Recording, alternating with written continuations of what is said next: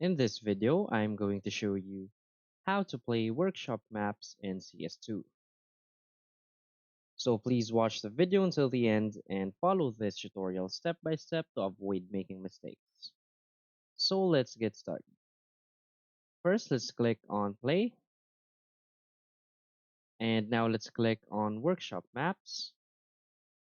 So now you will see all of your workshop maps that have been downloaded here. So if in any case you don't have any workshop maps downloaded, you want to click here on visit workshop.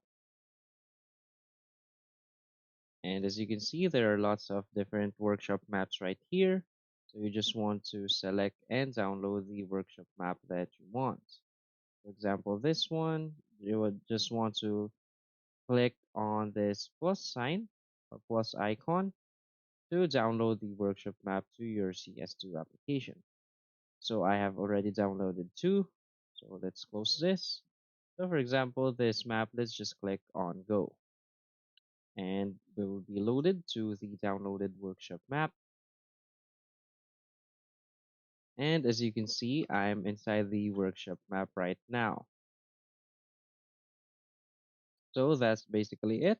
So if you find this video helpful, please hit like and subscribe. Thanks.